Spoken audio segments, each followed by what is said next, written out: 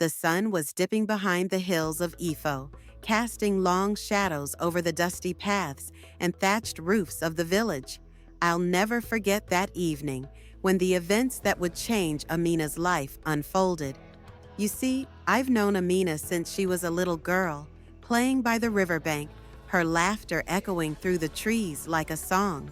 She was beautiful, yes, tall, graceful, with a smile that could brighten even the darkest days.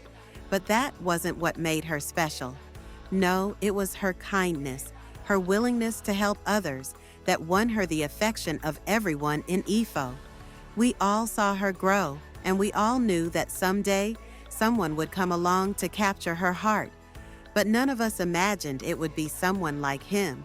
It was one of those cool evenings when the village was filled with the smell of roasting maize and the soft murmur of voices, when the elders would gather in their circle at the foot of the baobab tree to discuss the matters of the village. It was then that Nnamdi first appeared, dressed in clothes too fine for any villager to afford, with a confident air that didn't belong in a place like Ifo.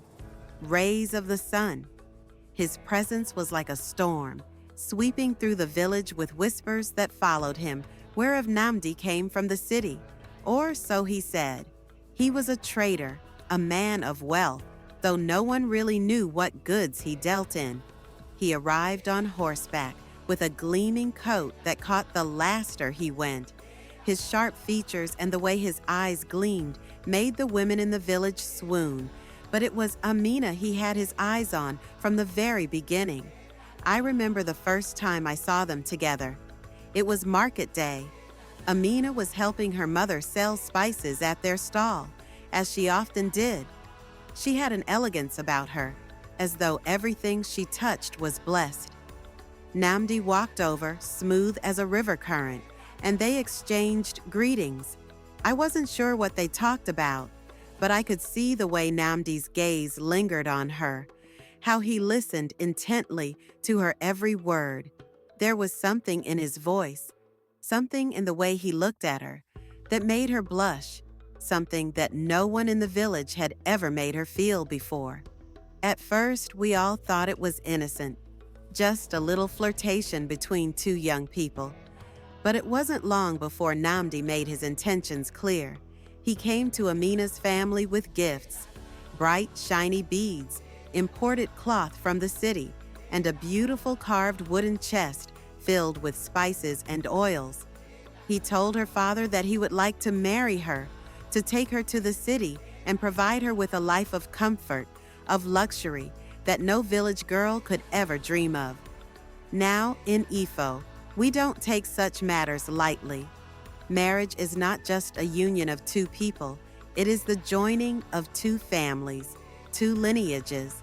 Amina's father, Okoro, was a respected elder in the village, and he held tradition close to his heart. But even he couldn't resist Nnamdi's gifts, the promises of a life beyond the hills of Ifo. After much deliberation, and with the consent of Amina's mother, they agreed to the match. A dowry was settled, and the wedding date was set. The day of the wedding was like no other. The village came alive with color and sound, the air thick with the scent of roasted meat and fresh herbs. The elders gathered, dressed in their finest, while the women braided Amina's hair with intricate patterns, adorning it with flowers and beads. Amina's dress was made of fine fabric, and her smile, oh, her smile, was the brightest thing in the entire village. But as Amina walked toward Nnamdi, there was a shadow that fell over my heart. I remember looking at her face, the way her eyes sparkled, but there was something distant in them, as though she were seeing a different reality. I didn't say anything, though. After all, she was happy, and that was all that mattered. I was wrong. It wasn't long before the first cracks began to show. Amina moved to the city with Nnamdi after the wedding, and for a while, we received letters from her, telling us of her new life, how she was adjusting to the hustle and bustle of the city, how Nnamdi treated her like a queen. But as the months went by, the letters stopped coming. We heard nothing from Amina, and that worried us. The village elders spoke in hushed tones, wondering if Nnamdi was truly the man he seemed to be. The women in the village started to whisper that Amina had changed, that she no longer wrote the same way, that something in her voice sounded different. I remember the day she came back. She arrived in a carriage, but it wasn't the grand celebration we had expected. Amina's face was pale, her eyes no longer bright, and she looked as though she had aged years in just a few months. She told us that Nnamdi had kept her locked in the house, isolating her from her family and friends. He had become possessive, controlling. Everything she did, every move she made, was scrutinized, but it was a cage she could not escape. The worst part, though, was that Nnamdi had changed. The charming man we had all seen in the village was no longer there. Amina confessed that she had learned of his past, of how he had ruined the lives of other women, how he had lied about his wealth, his status, and even his name. The man who had once seemed like her salvation had become her nightmare. I remember sitting with her under the shade of the old baobab tree as she told me everything. I could see the pain in her eyes, the quiet tears she tried to hide behind a brave smile. She said, "I thought I had found my happily ever after, but it was a lie. I was blind, thinking that beauty and wealth were enough to make a life."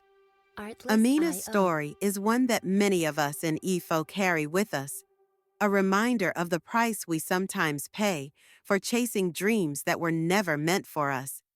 She eventually returned to her family, where she found solace in the embrace of her mother and father. But it took time for her to heal. The village rallied around her, offering support and care, as we all watched her slowly rebuild her life. Now, Amina's story is often shared around the evening fire as a lesson for the younger ones. We remind them that love cannot be measured by the beauty of a man's gifts or the luxury of his promises.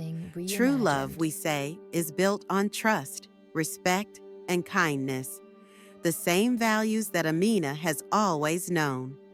And though Nnamdi's name has since faded from our lips, Amina's strength and wisdom remain with us, a testament to the resilience of the human spirit.